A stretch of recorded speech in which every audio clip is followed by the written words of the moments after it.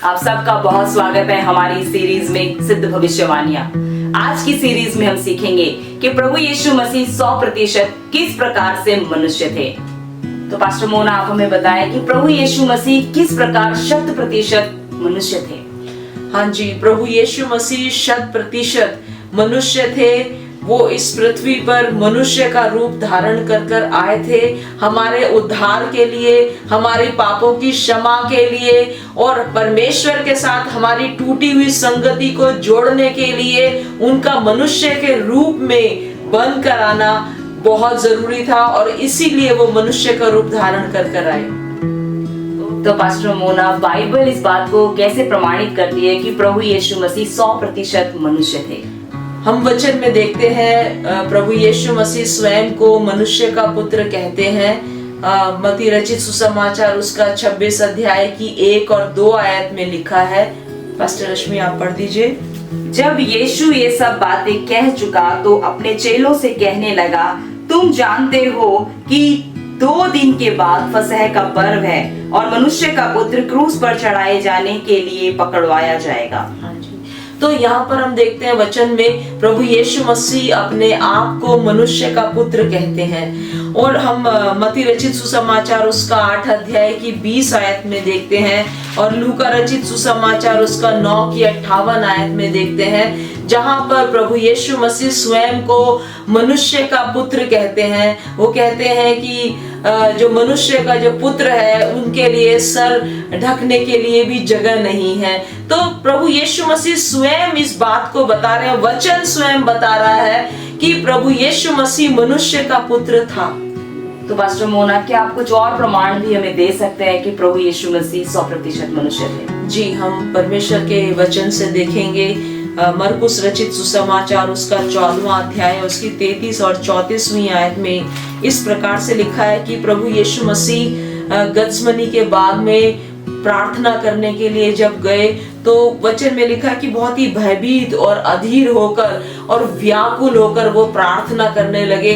अपने चेलों से वो कहते हैं कि मैं यहाँ तक कि मैं मरने पर हूँ, मेरा मन बहुत उदास है। तो जब वो इस प्रकार के जो शब्दों का इस्तेमाल करते हैं, एक मनुष्य इस प्रकार के शब्दों का इस्तेमाल करता है कि उसका मन बहुत व्याकुल है, वो बहुत अधीर है, वो बहुत भयभीत है और यहाँ तक कि वो मरने पर है।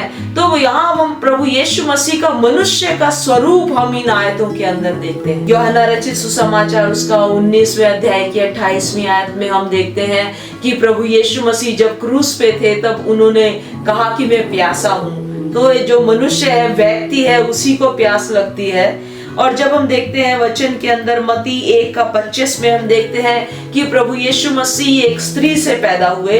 तो जैसे एक मनुष्य का, हर एक मनुष्य का जीवन चक्र होता है, वैसे ही प्रभु यीशु मसीह का जीवन चक्र था। वो एक स्त्री से पैदा हुए, उनको प्यास लगती थी और मत्ती रचित सुसमाचार उसका 21:18 में देखते हैं कि उनको भूख भी लगती थी। वो गए और उन्होंने फल की तलाश की, उनको फल वहां नहीं मिला। तो ये प्रमाणित होता है कि प्रभु यीशु मसीह को भूख भी लगती थी। और मत्ती रचित सुसमाचार का 4था अध्याय में हम देखते हैं कि प्रभु यीशु मसीह की परीक्षा भी हुई। जैसे हर एक व्यक्ति परीक्षा में पड़ जाता है, ऐसे ही प्रभु यीशु मसीह के सामने भी ये परिस्थिति आई थी। और हम मत्ती रचित सुसमाचार उसका 27:50 में भी हम देखते हैं कि प्रभु यीशु मसीह ने बड़े शब्द से, बड़े जोर से चिल्लाकर अपने प्राण त्याग दिए। तो जैसे एक मनुष्य पैदा होता है और एक मनुष्य का अंत होता है, वैसे ही प्रभु यीशु मसीह का भी अंत हुआ।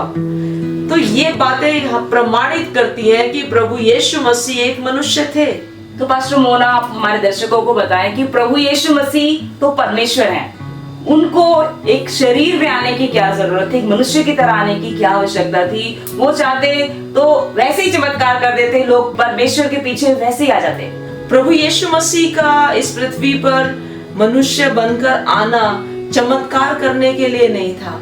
प्रभु यीशु मसीह इस पृथ्वी पर मनुष्य का देह धारण इसलिए कर आए ताकि हमारी टूटी हुई संगति परमेश्वर के साथ फिर से जुड़ जाए। जो अनाज्ञाकारिता के कारण आदम की वाटिका में मनुष्य की, आदम और हवा की संगति टूट गई थी, उसको जोड़ना था। उस संगति को जोड़ने के लिए प्रभु यीशु मसीह को देह धारण करके आना था। तो पास्टर मोना, क्या हम ये कह सकते हैं कि परमेश्वर से हमारी संगति का वापस जुड़ना ही सबसे बड़ा चमत्कार है? हाँ जी, बिल्कुल। परमेश्वर के साथ हमारी संगति जब जुड़ जाती है दोबारा से, वही सबसे बड़ा चमत्कार है। जब हम उद्धार पा जाते हैं, वही सबसे बड़ा चमत्कार है। हालेलुया। तो पास्टर मोना, प्रभु यीशु मसीह का मनुष्य के रूप में आना किस प्रकार से संगति को जोड़ता है? हाँ जी, हम रोमियो की पत्री उसका 5 अध्याय की 19 आयत पढ़ेंगे। आप पढ़ दीजिए पास्टर रश्मि। क्योंकि जैसा एक मनुष्य के आज्ञा ना मानने से बहुत लोग पापी ठहरे, वैसे ही एक मनुष्य के आज्ञा मानने से बहुत लोग धर्मी ठहरेंगे।